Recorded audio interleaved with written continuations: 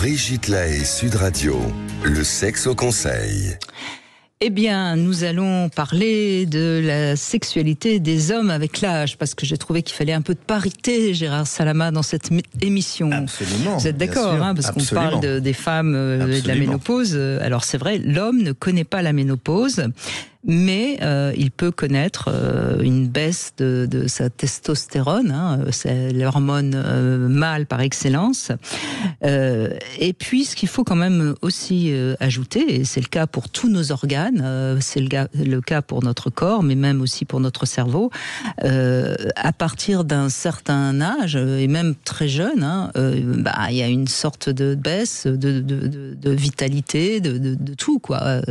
Et après, ça va évidemment être du cas par cas.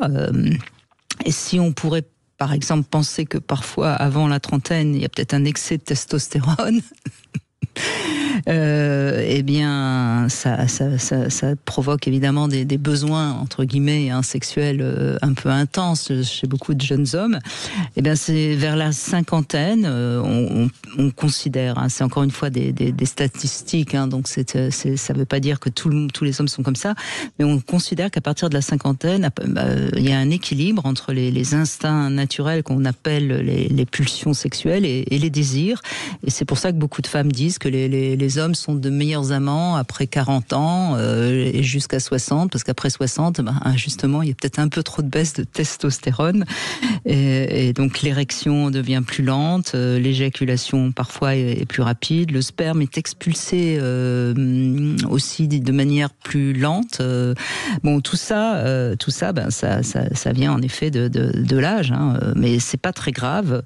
Parce que, de toute façon, la sexualité d'un homme peut également s'adapter avec les évolutions du corps.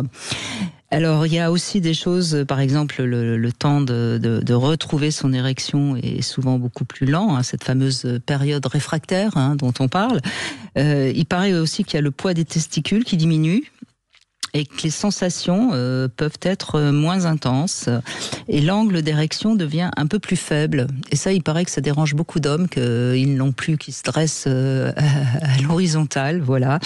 Et tout ça, évidemment, ça va dépendre suivant les hommes. Alors, il y a quand même une chose très importante, le pire ennemi pour tout ça, c'est la cigarette, paraît-il.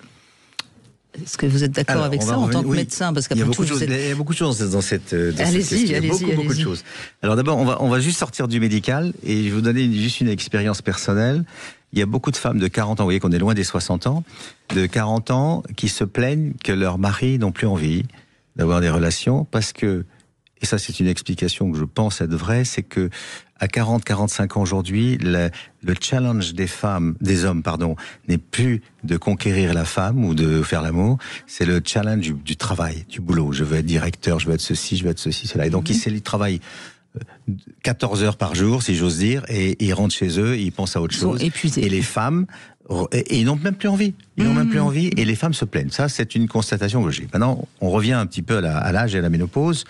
Évidemment, on dit qu'il n'y a pas de ménopause chez les hommes, et c'est vrai, puisque la ménopause, c'est l'arrêt des hormones, ce qui n'est pas le cas chez les hommes. Mais il y a une diminution évidente de la testostérone qui va évidemment diminuer la libido et les érections. Alors, on a réglé plus ou moins le problème des érections avec les traitements qu'on a aujourd'hui, heureusement, mais on n'a pas réglé le problème de la libido. Ça veut dire qu'il y a des hommes qui ont des érections, qui le font parce qu'il faut le faire et que ça leur donne toujours, vous savez, l'impression d'être un homme, même si ça veut rien dire. Mais ils le font, mais la libido ne suit pas. Ça veut dire qu'ils le font, et ils ont des érections programmées avec tel ou tel comprimé, mais la libido ne suit pas parce qu'il y a un manque total de testostérone. Alors, et d'ailleurs, il paraît qu'un des premiers indices qui peut laisser penser à un homme qu'il a peut-être une vraie baisse de testostérone, c'est une petite déprime.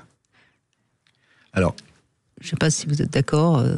Alors, oui, d'une part, mais c'est surtout le fait de ne plus avoir de bonnes érections qui les rend déprimés. Et chez un homme, ça prend des proportions hors normes.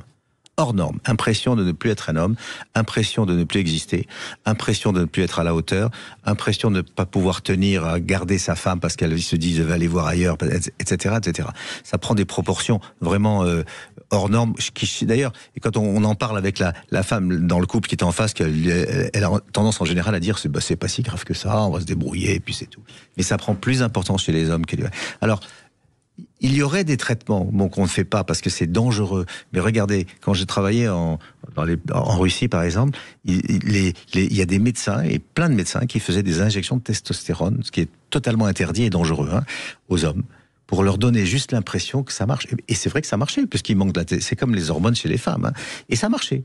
Mais c'est évidemment dangereux, ça donne des cancers de la prostate, ça donne beaucoup de choses. Donc le traitement existe, mais il ne faut jamais le faire. Et personne ne vous le donnera en France, évidemment, parce que ça ne sert à rien.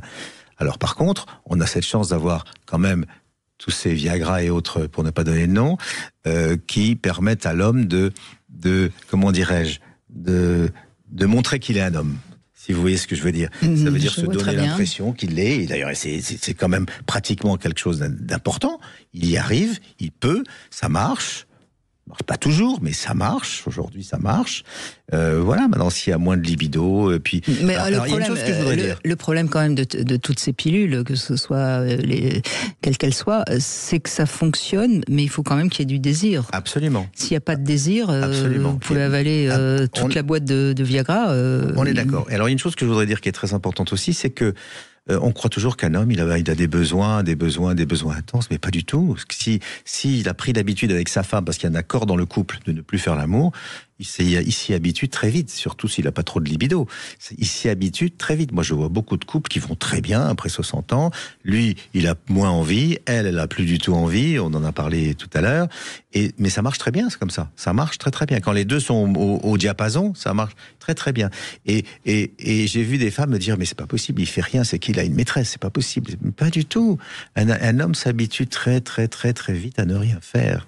Ça ne lui pose pas de problème. Certains hommes, encore une fois. Oui, non, mais certains hommes, bien évidemment. Bien sûr. Et puis il y a les demandeurs permanents, et alors là, c'est là que ça commence à poser problème, bien sûr. Mais on a quand même, j'allais dire Dieu merci, ces fameuses pilules qui permettent aux hommes et nous permettent de donner l'impression que nous sommes des hommes. Voilà. Bon, en tout cas, demain, c'est ce qu'on abordera avec Vincent Hupertan, quels sont les besoins sexuels du couple.